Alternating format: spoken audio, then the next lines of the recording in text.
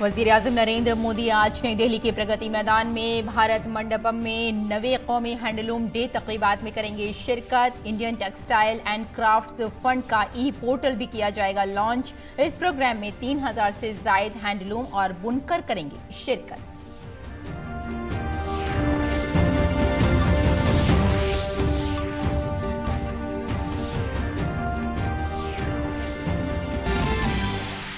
Delhi national capital territory administration तरमीमी bill 2023 आज राज्यसभा में किया जाएगा पेश। लोकसभा इसे पहले ही कर चुकी है मंजूर। डेटा प्रोटेक्शन बिल 2023 लोकसभा में किया जाएगा पेश। बीजेपी ने दोनों ऐवानों में अपने मेंबरान पार्लियामेंट को व्हिप जारी करते हुए ऐवान में मौजूद रहने की दी हिदायत।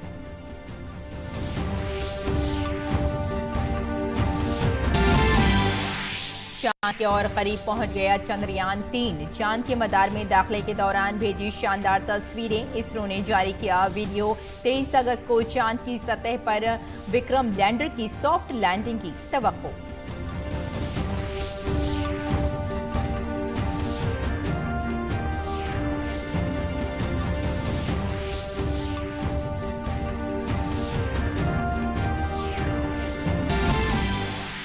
सुप्रीम कोर्ट में मणिपुर में 2 खवातीन के साथ बदसलूकी के वीडियो केस मामले की आज फिर होगी समाअत।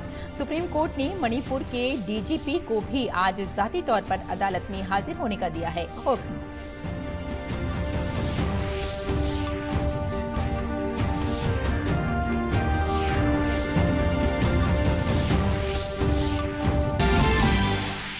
महकमे मौसम में आते हैं अगले 5 दिनों में यूपी, उत्तराखंड, बिहार, मगरबी बंगाल और सिक्किम में ज्यादा से बहुत ज्यादा बारिश का जाहिर किया इम्कान। शुमाल मशरक़ी रियासतों के लिए भी ऑरेंज अलर्ट किया गया जारी।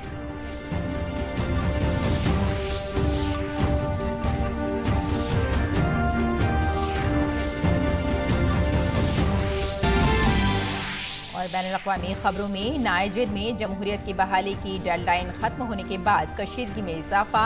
बगावत करने वाले रहनुमाओं ने कहा पड़ोसी कर रहे हैं जंग की तैयारी। नाइजर के फिजाई हुदूद ता इत्तलाए सानी बंद।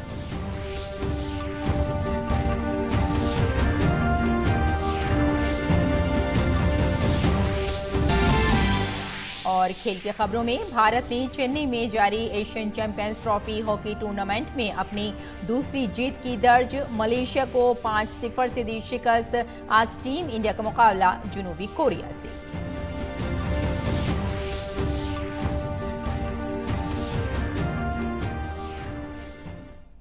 आदाब नाजरीन, खबर में आपका इस्तकबाल है। मैं हूं आपके साथ रेशमा फारूकी। आइए तफसील से आप खबरों पर नजर डालते हैं। हैंडलूम का 9वां कौमी दिन आज मनाया जा रहा है। वज़ीर-ए-आज़म नरेंद्र मोदी आज दोपहर तकरीबन 12 बजे प्रगति मैदान में वाक़े भारत मंडपम में मुनक़िदा कौमी हैंडलूम डे की तकरीब में शिरकत करेंगे। फनकारी और दस्तकारी की भरपूर रिवायत को जिंदा रखने और दस्तकारों की हौसला अफजाई के लिए हुकूमत ने 7 अगस्त 2015 से हैंडलूम का कौमी दिन मनाना शुरू किया। इस दिन की तारीख़ी अहमियत भी है। इस दिन 7 अगस्त 1905 को स्वदेशी तहरीक शुरू हुई थी। तकरीब के दौरान वज़ीर-ए-आज़म भारतीय कपड़ा और दस्तकारी फंड के ई पोर्टल को भी लॉन्च करेंगे, जो national institute of fashion technology NIFT के जरिए तैयार करदा टेक्सटाइल और दस्तकारी का जखीरा है। इस तकरीब में 3000 से ज्यादा हैंडलूम और खादी बुनकर, कारीगर और टेक्सटाइल और MSME सेक्टर के स्टेक होल्डर्स शिरकत करेंगे।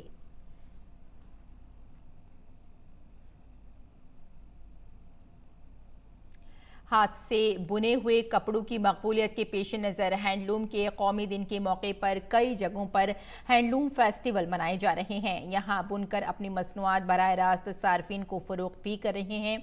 उन्हें सही कीमत भी मिल रही है और ख़रीदारों को एक ही जगह पर मुख्तलिफ रियासतों की हैंडलूम मसनूआत भी मिल रही हैं। दूरदर्शन न्यूज़ की टीम ने दारुल हुकूमत दिल्ली में हैंडलूम हाट का जायजा लिया। आइए देखते हैं।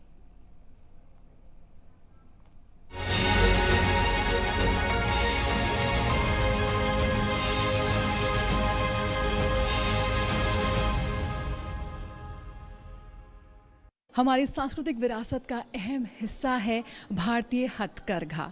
जी हाँ, और भारतीय कारीगर अपने हुनर के लिए पूरे विश्व में मशहूर है। भारतीय उत्पाद, भारतीय हैंडीक्राफ्ट्स आज ब्रांड इंडिया के रूप में पूरे विश्व में अपनी एक अलग पहचान बना रहे हैं और इस आत्मनिर्भर भारत में हथकरघा उद्योग को लग रहे हैं पंख। आज हमारे भारतीय कारीगरों को उनके उत्पादों को मिल रहे हैं नए अवसर। वो सीधे उपभोक्ताओं के साथ, खरीदारों के साथ सीधे अपने उत्पाद को बेच पा रहे हैं। एक ऐसी एक्सपो में इस वक्त मैं मौजूद हूँ जहाँ पर आप देश भर से कारीगरों से मुखातिब हो सकते हैं और देश भर की दूर दूर जगहों से आए हुए खालिस भारतीय हैंडीक्राफ्ट के उत्पादों को खरीद सकते हैं, उन्हें देख समझ सकते हैं। तो आइए आपको दिखाते हैं इसकी एक छोटी सी झलक। भारत की हथकरघा विरासत को प्रदर्शित करने के उद्देश्य से भारत सरकार द्वारा हथकरघा उत्सव का आयोजन किया जा रहा है। देश के विभिन्न हिस्सों से भाग ले रहे कारीगर tie and dye, hand block साड़ियाँ, कलमकारी प्रिंटेड साड़ियाँ, अजरक, कांता, फुलकारी जैसे प्रसिद्ध दस्तकारी की किस्में पेश कर रही हैं। जामदानी, इक्कत, पोचमपल्ली, बनारस ब्रोकेट, टसर सिल्क,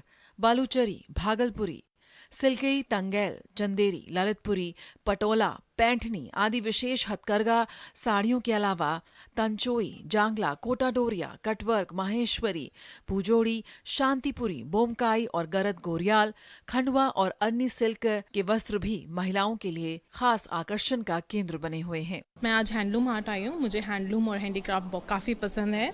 हाथ के बने हुए की बात ही कुछ अलग होती है। तो जो कारीगरी भारत में मिलेगी वो आपको कहीं नहीं मिलेगी। इस वक्त हम हैं यहाँ पर असम के स्टॉल पर। आइए देखते हैं क्या कुछ खास लाए हैं। आप बताइए क्या क्या का ट्रेडिशनल ड्रेस मेखला चादर लाई हूँ। ये तसर सिल्क है, ये असम का है डिज़ाइन, असम का साड़ी है, हैंडमेड है प्योर। तो ये स्टॉल है असम का। 16 महिलाएं काम कर रही है हमारी इंडस्ट्री में।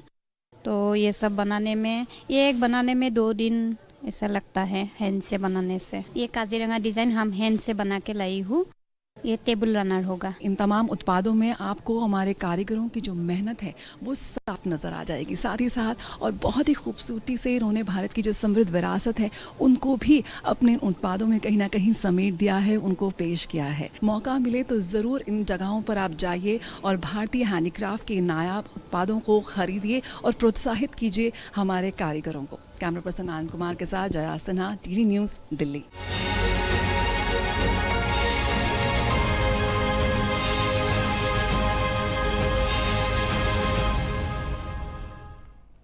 और राज्यसभा में आज Delhi national capital territory administration तरमीमी बिल 2023 पेश किया जाएगा। मरकजी वजीर दाखिला अमित शाह आज इस अहम बिल को ऐवान बाला में पेश करेंगे। ये बिल लोकसभा में पहले ही पास हो चुका है। बीजेपी ने अपने अरकान पार्लियामेंट को व्हिप जारी किया है जिसमें उन्हें ऐवान में मौजूद रहने को कहा गया है। साथ ही कांग्रेस ने भी 7 अगस्त के लिए अपने राज्यसभा के तमाम अरकान पार्लियामेंट को 3 सत्री व्हिप जारी किया है। आम आदमी पार्टी ने अपने राज्यसभा मेंबरान पार्लियामेंट के लिए 7 और 8 अगस्त के लिए व्हिप जारी किया है। दिल्ली सर्विसेज बिल कौमी दारुल हुकूमत में खिदमात के ज़ाब्ते से मुतालिक ऑर्डिनेंस की जगह लेगा। बिल को वक्फा सवालात के बाद हतमी गौर के लिए फहरिस्त बंद किया गया है। इसके साथ ही पैदाइश और मौत के इंदराज का तरमीमी बिल 2023 भी ऐवान में पेश किया जाएगा। लोकसभा में आज डेटा प्रोटेक्शन बिल 2023 को बहस और मंजूरी के लिए ऐवान में पेश किया जाएगा। National research foundation bill 2023, pharmaceutical तरमीमी बिल 2023 और सालसी बिल 2023 भी आज ऐवान में फहरिस्त बंद है। बीजेपी ने अपने अरकान को आज से 11 अगस्त तक लोकसभा में मौजूद रहने के लिए व्हिप जारी किया है। सदर जमहूरिया द्रौपदी मुर्मू तमिलनाडु और पुडुचेरी के दौरे पर हैं। आज उनके दौरे का तीसरा दिन है। सदर जमहूरिया आज Jawaharlal institute of post graduate medical education and research Puducherry के लीनियर एक्सलेटर का इफ्तिताह करेंगी। इसके बाद वो वेलियानूर में 50 बिस्तरों के अस्पताल का वर्चुअल तौर पर इफ्तिताह करेंगी। सदर जमहूरिया पुडुचेरी हुकूमत की तरफ से उनके एजाज़ में मुनक़िदा एक शहरी इस्तक़बालिया में शिरकत करेंगी। इसके अलावा अपने दौरे के आखिरी दिन सदर जमहूरिया कल आरेवेला में एक नुमाइश और मातृ मंदिर का दौरा करेंगी और aspiring for super mind in the city of consciousness के मौजू पर एक कॉन्फ्रेंस का भी इफ्तिताह करेंगी। भारत और बरतानिया के दरमियान ताल्लुकात को मजबूत बनाने में तिजारत बहुत अहमियत की हामिल है। इस सिलसिले में आज़ाद तिजारती मुआहदे के लिए दोनों ममालिक के दरमियान मुज़ाकरात का 12वां दौर आज से शुरू होगा, जिसका इनेकाद दिल्ली में करने की तजवीज़ है। मुज़ाकरात के 12वें दौर में दोनों ममालिक के दरमियान सरमायाकारी के मुआहदे पर भी बात की जानी है। दोनों ममालिक के दरमियान मुजव्वज़ा आज़ाद तिजारती मुआहदे के लिए मुज़ाकरात के 11 दौर मुकम्मल हो चुके हैं।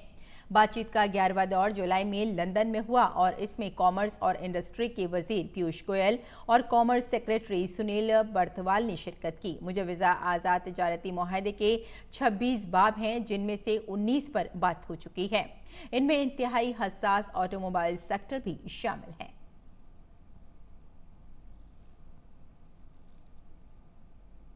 वाराणसी में ज्ञानवापी के ASI सर्वे का आज 5वां दिन है। सावन के 5वें पीर को काशी विश्वनाथ धाम आने वाले अकीदतमंदों की भीड़ को देखते हुए ज्ञानवापी में सुबह 10 बजे से ASI का सर्वे शुरू होगा। ये सर्वे शाम 5 बजे तक चलेगा। इस दौरान दोपहर के खाने का वक्फा होगा और नमाज के दौरान सर्वे रोक दिया जाएगा। पहले सर्वे सुबह 8 बजे से शुरू होता था। दरअसल ज्ञानवापी कैंपस और काशी विश्वनाथ धाम करीब ही हैं। आज अकीदतमंद बड़ी तादाद में आ रहे हैं, जिसकी वजह से चौकसी बरती जा रही है। गुज़िश्ता रोज ASI ने गुंबद और उसके अतराफ से शवाहिद इकट्ठे किए, तहखानों में जाकर सर्वे किया। ज्ञानवापी के तैयार करदा नक्शे की बुनियाद पर खाका, उसकी साख्त और तामीर की तफसीलात भी टोपोग्राफी शीट पर उतारी गई। दीवारों की 3D फोटोग्राफी और वीडियोग्राफी भी की गई। ASI माहिरीन के हुक्काम के साथ होने वाली बातचीत के मुताबिक सर्वे 15 दिनों में मुकम्मल किया जा सकता है। फोटोग्राफी, वीडियोग्राफी, मैपिंग और स्कैनिंग जदीद टेक्नोलॉजी से की जा रही है। इसी अमल को 5वें दिन भी आगे बढ़ाया जाएगा। इसमें GPR तकनीक से सर्वे के लिए एक अलग टीम वाराणसी आएगी। आज 5वां दिन है।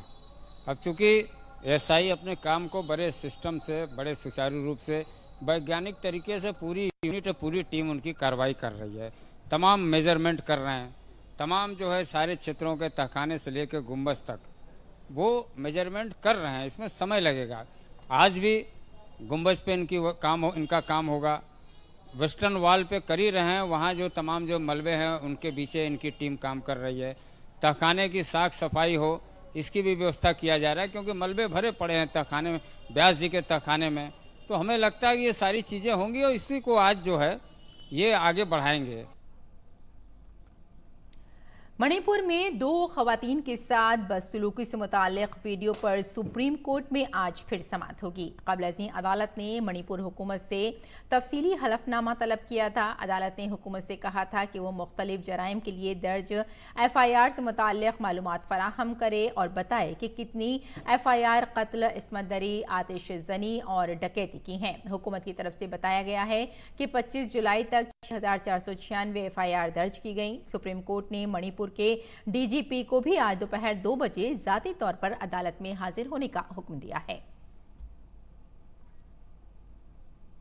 और राजस्थान के भीलवाड़ा जिले के कोटरी थाना इलाके के गांव में 3 अगस्त को एक नाबालिग के साथ इज्तिमाई इस्मत दरी के बाद कोयले की भट्टी में जलाने के मामले में बीजेपी की 4 खवातीन अरकान पार्लियामेंट की एक टीम ने इतवार को जाए हादसे का दौरा किया।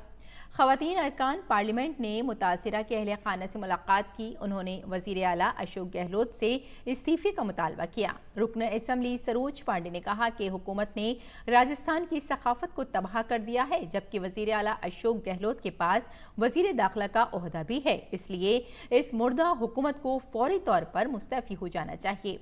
पांडे ने कहा कि हुकूमत के किसी नुमाइंदे ने मुतासिरा खानदान से मुलाकात करना जरूरी नहीं समझा और न ही मुआवजे की रकम दी गई है। ये बेहिसी की रहा है। उन्होंने कहा कि वो 24 घंटे में पार्टी सदर JP नड्डा को रिपोर्ट सौंपेंगी। और भारतीय खलाई तहकीकी इदारे यानी इसरो ने चंद्रयान 3 से ली गई चांद की पहली तस्वीर शेयर की है। भारत का चंद्रयान 3 मिशन चांद के करीब पहुंच गया है। चंद्रयान 3 के चांद की मदार में दाखिल होने के एक दिन बाद इसरो ने एक वीडियो जारी किया। इस वीडियो में चंद्रयान 3 से ली गई चांद की तस्वीर दिखाई गई है। वीडियो के जरिए जारी की गई तस्वीर में चांद को नीले सब्ज रंग में दिखाया गया है। चांद पर कई गड्ढे भी नजर आते हैं। इस तरह चंद्रयान 3 का मदार भी कम कर दिया गया है। इंडियन स्पेस रिसर्च ऑर्गेनाइजेशन ने बताया कि चांद के निचले मदार तक पहुंचने का अमल कामयाबी से मुकम्मल हो गया है। खलाई गाड़ी फिलहाल नजदीक के मदार में है। मदार कम करने का अगला मरहला बुध के रोज 9 अगस्त को भारतीय वक्त के मुताबिक दोपहर 1 बजे से दोपहर 2 बजे के दरमियान मुकम्मल किया जाएगा। अहम बात यह है कि इससे कबल हफ्ते को चंद्रयान 3 को कामयाबी के साथ चांद के बैरूनी मदार में रखा गया था। तो चंद्रयान 3 बहुत करीब पहुंच गया है चांद के। आगे बढ़ते हैं। भारत के बेशतर हिस्सों में गुज़िश्ता चंद दिनों से मूसलाधार बारिशों का सिलसिला जारी है। महकमा मौसमियात ने पेशगोई की है कि अगले 4 से 5 दिनों में उत्तराखंड, उत्तर प्रदेश, नशेबी, हिमालयी, मगरबी बंगाल और सिक्किम समेत हिमालय के दामन के अलग थलग इलाकों में शदीद बारिश का इम्कान है। शुमाल मशरक़ी भारत में अगले 5 दिनों में बारिश पड़ने की तवक्को है। इसके साथ ही महकमा मौसमियात ने शुमाल मशरक़ी रियासतों के लिए ऑरेंज अलर्ट भी जारी किया है। अरुणाचल प्रदेश, आसाम, मेघालय, नागालैंड और मणिपुर में भारी और इससे भी बहुत ज्यादा बारिश का इम्कान है। हिमाचल प्रदेश, हरियाणा, चंडीगढ़, मगरबी बंगाल के ज़ेली हिमालयाई इलाके, सिक्किम, बिहार और झारखंड में भी मूसलाधार बारिश की तवक्को है। मध्य महाराष्ट्र के साहिली इलाकों में भी शदीद बारिश का इम्कान है। हिमाचल प्रदेश की राजधानी शिमला में बारिश थमने का नाम नहीं ले रही है, जिसकी वजह से जिले के रामपुर सब डिवीजन के कन्नू इलाके में कल लैंडस्लाइडिंग हुई। मुकामी इंतजामिया ने लोगों की हिफाजत को मद्देनजर रखते हुए मंगलाड और बागवट के दरमियान सड़क को बंद कर दिया है। इस हादसे में कोई जानी या फिर माली नुकसान नहीं हुआ है। और दिल्ली के प्रगति मैदान में लाइब्रेरी फेस्टिवल 2023 का इनेकाद किया गया। ये फेस्टिवल वजारत सकाफत के जरिए मुनक़िद हुआ, जिसमें मुल्क भर की मशहूर लाइब्रेरियों ने अपनी मुनफरिदो नायाब किताबों की नुमाइश की। इस फेस्टिवल का मकसद आम लोगों तक किताबों की रसाई को आसान बनाना और लोगों को लाइब्रेरी से जोड़ना है। वजारत सकाफत के जरिए दिल्ली के प्रगति मैदान में मुनक़िदा लाइब्रेरी फेस्टिवल 2023 मुनक़िद किया गया, जिसमें मुल्क भर से आए लाइब्रेरी से मुंसलिक अफराद पुरजोश नजर आए। लाइब्रेरी से मुंसलिक अफराद ने अपनी लाइब्रेरी की मुनफरिद और नायाब किताबों की नुमाइश की। इस फेस्टिवल का मकसद लाइब्रेरीज को आपस में जोड़ना और उनकी जदीदकारी और डिजिटल कारी है। लाइब्रेरी फेस्टिवल से जो ये कोशिश है, ये अच्छी कोशिश है। इससे हमें ये पता लगता है कि दीगर जो हिंदुस्तान में लाइब्रेरीज़ हैं उसमें क्या क्या ज़खायर मौजूद हैं, क्या क्या कलेक्शन मौजूद हैं। हमें बहुत कुछ देखने को मिला। रेयर बुक्स में और मखतूतों में बहुत फ़र्क है कि मखतूते वो हैं जो किसी शायर ने, किसी अदीब ने, किसी राइटर ने अपने हाथ से उसको तहरीर किया है, या उसकी कुछ रेयर कॉपीज़ जो हैं वो किसी कातिब से तैयार कराई हैं। जैसे पुराने ज़माने में होता था 10 किताबें बनती थी। रेयर बुक्स वो हैं जो एक ह्यूज कलेक्शन है जो ज़माना कदीम से छपता आ रहा है, और वो ख़ास किताबें जो आज नापैद हैं वो लाइब्रेरीज़ में ही मिलती हैं। उन किताबों की तादाद हमारे यहाँ तकरीबन 30,000 की है। इस मौके पर रामपुर रज़ा लाइब्रेरी के 250 साल पूरे होने के जश्न के साथ साथ खुदा बख्श लाइब्रेरी और दीगर तारीखी लाइब्रेरीज के दरमियान मुफाहमत नामों पर दस्तखत हुए। इसका मकसद लाइब्रेरीज के दरमियान आपसी तालमेल, किताबों का तहफ़्फ़ुज़ और लोगों तक कुतुब की रसाई को आसान बनाना है। गवर्नमेंट का एक बहुत अच्छा एक स्टेप है। ये फेस्टिवल ऑफ लाइब्रेरी सेलिब्रेट किया जा रहा है। कल महामहिम राष्ट्रपति महोदया द्वारा रज़ा लाइब्रेरी पे एक नॉवल लिखा गया है, एक मिस्ट्री लिखी गई है, उसका विमोचन किया गया। एक स्पेशल प्रोजेक्ट था भारत सरकार का।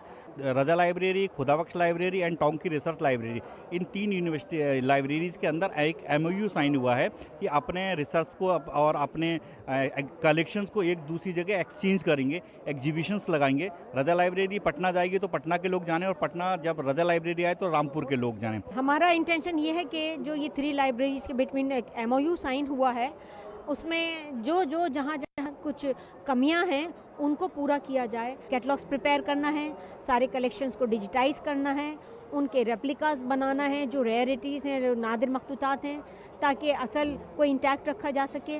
किताबें जो हर इंसान की जिंदगी का एक खास हिस्सा हुआ करती हैं, इन्हीं किताबों से इंसान की शख्सियत में निखार पैदा होता है और यही किताबें एक नई और मुस्बत सोच पैदा करती हैं। मरकजी हुकूमत की कोशिशों की वजह से लाइब्रेरी फेस्टिवल ने इन्हीं किताबों से लोगों को रूबरू कराया। लाइब्रेरीज़ का ये फ़र्ज़ होता है कि वो सभी को आमंत्रित करें पढ़ने में, सबको पाठक हो ना हो, विद्यार्थी हो ना हो, लाइब्रेरी में उसको जगह मिले। जब हम फ्री लाइब्रेरी आंदोलन की बात करते हैं तो उसमें डिजिटल एक्सेस, डिजिटल लिटरेसी और इंटरनेट फॉर ऑल की भी उसमें बात होती है। दूर दराज के इलाकों में जहां लाइब्रेरी नहीं है, वहां कुछ निजी इदारे लाइब्रेरी कायम करते हैं और लोगों में किताबों की अहमियत को उजागर करते हुए लाइब्रेरी से जोड़ने की कोशिश भी करते हैं। लाइब्रेरी की तजदीद और डिजिटल कारी के तरीकों पर इस फेस्टिवल में गौर खौज किया गया। साथ ही लाइब्रेरी कल्चर को फरोग देने के लिए भी लोगों में बेदारी पैदा करने की मुहिम शुरू की गई। दोस्तों, किताबें हमारी सबसे अच्छी दोस्त हुआ करती हैं और यकीन मानिए इस लाइब्रेरी फेस्टिवल में आकर हमें कुछ ऐसा ही एहसास हो रहा है। हुकूमत की कोशिश यही है कि किताबों को घर घर पहुंचाया जाए और लोग किताबों के बारे में जानें, किताबों के करीब आए, और इसके लिए ये एक बेहतर प्लेटफॉर्म है। सारी लाइब्रेरियां आपस में किस तरह से जुड़ सकती हैं, किस तरह से कोलैबोरेशन कर सकती हैं और किताबों को फरोग दे सकती हैं। मैं रेशमा, कैमरामैन कुमार दत्ता के साथ। और गैर मुल्की खबरों में, पाकिस्तान की सूबा सिंध में ट्रेन हादसे के बाद रेस्क्यू का काम मुकम्मल करके ट्रैक खोलने का काम शुरू कर दिया गया है। इस हादसे में 30 अफराद हलाक जबकि 80 से ज्यादा जख्मी हुए। हादसा सहारा रेलवे स्टेशन के करीब पेश आया। ये स्टेशन शहजादपुर और नवाब शाह के दरमियान वाक़े है। मुतासिरा अफराद को नवाब शाह मेडिकल अस्पताल में दाखिल कराया गया है। सांगड़ के डिप्टी कमिश्नर मोहम्मद इसाक ने हलाकतों की तादाद 30 होने की तस्दीक की है। रेस्क्यू ऑपरेशन 4 घंटे में मुकम्मल किया गया।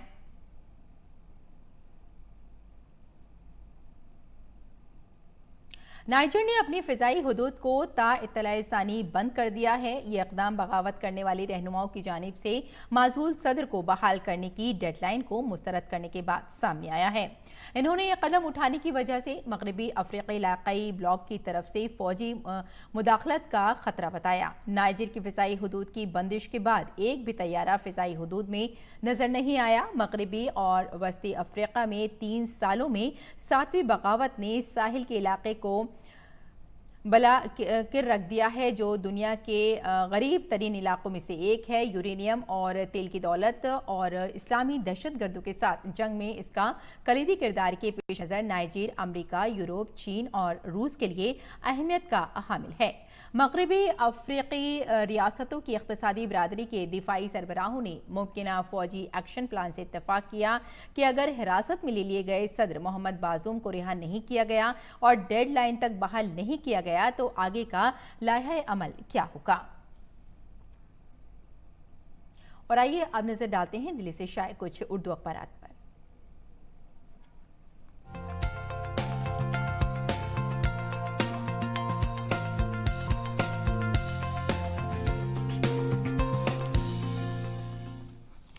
तो नाज़रीन, अखबारात के जायजे में आइए सबसे पहले नज़र डालते हैं रोज़नामा राष्ट्रीय सहारा पर। वज़ीर आज़म के हाथों कल 508 अमृत भारत रेलवे स्टेशनों की तामीरी नौ का संगे बुनियाद रखा गया और यौम आज़ादी पर हर घर तिरंगा लहराने की भी अपील की। वज़ीर आज़म नरेंद्र मोदी ने हुकूमत के काम से हिंदुस्तान में दुनिया की दिलचस्पी और नज़रिए में तब्दीली आई है। वज़ीर आज़म नरेंद्र मोदी का कल ये बयान था। और इसी अखबार की अगली सुर्खी पर आइए नज़र डालते हैं। अगली सुर्खी जो है वो नू की है। नू तशद्दुद का मामला, बिलडोज़र से इन्हदामी कार्रवाई का सिलसिला जारी। 150 अफराद के खिलाफ FIR दर्ज की गई हैं। और अब आइए नज़र डाल लेते हैं रोज़नामा हमारा समाज पर। हमारे समाज की सुर्खी है, तलबा की बहबूद व तरक्की को फ़रोग़ देने के लिए माहौल बनाना बेहद ज़रूरी है। मुल्क और दुनिया को दरपेश मसाइल के सीखने पर मबनी हल तलाश करने में यूनिवर्सिटी को सबसे आगे रहना चाहिए। सदर जमहूरिया द्रौपदी मुर्मू का नाज़रीन ये बयान है। और इसी अखबार की अगली सुर्खी की तरफ पढ़ते हैं। रूस ने यूक्रेन पर 20 मिसाइल हमले किए हैं। और आइए अब नज़र डाल लेते हैं रोज़नामा हिंदुस्तान एक्सप्रेस पर। हिंदुस्तान एक्सप्रेस की ये सुर्खी है, इमरान खान की गिरफ्तारी पाकिस्तान का अंदरूनी मामला है। ये कहना है अमरीकी महकमा खारजा का, जो कि अमरीका के हैं। अमरीका ने कहा है कि इमरान खान की गिरफ्तारी जो है पाकिस्तान की एक अंदरूनी मामला है जिसमें हमें नहीं बोलना है। और इसी अखबार की अगली सुर्खी भी देख लेते हैं। श्रीलंका में खुश्क साली से 90,000 अफराद मुतासिर बताए जा रहे हैं। और अगली सुर्खी भी नाज़रीन हमने इसी अखबार से ली है। बांग्लादेश में डेंगू से मरने वालों की तादाद 300 से मुतवाजिज कर गई है। वहाँ डेंगू बुरी तरह से फैल रहा है और हुकूमत की कोशिश है कि किसी तरह उस पर काबू पाया जाए। और तो नाज़रीन ये था अखबारात का मुख्तसर जायज़ा और बुलेटिन की जानिब लौटते हैं और खेल की खबरों पर नज़र डाल लेते हैं। भारत ने इतवार को Asian champions trophy hockey tournament के अपने तीसरे मैच में मलेशिया को 5-0 से शिकस्त दी। इस जीत के साथ ही भारत ने मुकाबले में अपनी दूसरी जीत हासिल की। भारतीय टीम ने खेल के पहले क्वार्टर में पहला गोल किया, जिसके बाद भारतीय टीम का हमला मजीद शदीद हो गया और टीम ने 4 गोल करके मैच 5-0 से जीत लिया। इस मैच में भारतीय टीम ने पेनाल्टी कॉर्नर के जरिए भी गोल किए और फील्ड गोल भी किए। भारतीय टीम अब पीर को अपने चौथे मैच में जनूबी कोरिया से मुकाबला करेगी। Pakistan cricket team ICC cricket world cup 2023 में शिरकत के लिए भारत का दौरा करेगी। पाकिस्तान की वजारत खारजा ने वर्ल्ड कप के लिए पाकिस्तानी टीम के भारत दौरे की तस्दीक कर दी है। पाकिस्तान की वजारत खारजा ने अपनी प्रेस रिलीज में कहा कि खेलों को सियासत के साथ नहीं मिलाना चाहिए, इसलिए हमने अपनी टीम भारत भेजने का फैसला किया है। भारत को कल वेस्टइंडीज के खिलाफ दूसरे टी20 मैच में 2 विकेटों से शिकस्त का सामना करना पड़ा। सनसनीखेज मुकाबले में शिकस्त के साथ ही टीम इंडिया 5 मैचों की सीरीज में 0-2 से पीछे हो गई। इस मैच में वेस्टइंडीज ने भारत की तरफ से दिया गया 153 रन का हदफ 18.5 ओवर में 8 विकेट के नुकसान पर हासिल कर लिया। वेस्टइंडीज की जानिब से निकोलस पॉन्ड ने 67 रन की इनिंग खेली। टीम इंडिया ने टॉस जीतकर पहले बल्लेबाजी करते हुए मुकर्ररा 20 ओवर में 7 विकेट के नुकसान पर 152 रन बनाए। तिलक वर्मा के अलावा कोई भी बल्लेबाज इस मैच में कुछ खास नहीं कर सका। तिलक 41 गेंदों में 51 रन बनाने के बाद आउट हुए। अब दूसरा मैच हारने के साथ ही भारतीय टीम की सीरीज में करो या मरो की सूरत हाल होगी। सीरीज जीतने के लिए भारत को बकिया तीनों मैच जीतने होंगे। और अब पेश है मौसम का मिजाज।